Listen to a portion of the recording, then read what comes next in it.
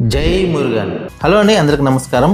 Present నేను నా శబరిమల యాత్రలో భాగంగా భవానీ శ్రీ సంగమేశ్వరుని దర్శించుకొని ఈ పళని అయితే వచ్చాను. ఈ పళని తమిళనాడులో ఉన్న సుబ్రహ్మణ్యేశ్వరుడి 6 పవిత్ర పుణ్యక్షేత్రాలలో ఒకటి.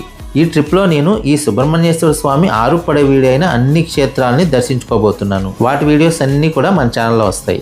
ఇక్కడికి ఈ తమిళనాడులో చాలా మంది భక్తులు దూర ప్రాంతాల నుండి కాలినడకన మొక్కు తీర్చుకోవడానికి వస్తూ ఉంటారు. ఇక్కడ కావడి ఉత్సవం చాలా వైభవంగా జరుగుతుంది. నేను వచ్చినప్పుడు భక్తుల రద్దీ చాలా ఎక్కువగా ఉంది. ఈ పళని మురుగన్ని దర్శించుకోవాలంటే కొండపైకి కాలినడకను గాని, రోప్వే ద్వారా గాని, వించ్ ట్రైన్ ద్వారా గాని వెళ్లి దర్శించుకోవచ్చు. పైన ఫ్రీ దర్శనం, 10 రూపాయల దర్శనం, ఇంకా 100 రూపాయల దర్శనం ఉంటుంది. అలాగే స్పెషల్ సేవలు కూడా ఉంటాయి. ఇక్కడ స్వామివారి విగ్రహాన్ని 9 విష పదార్థాలతో భోగర్ అనే సిద్ధుడు తయారు చేశాడు.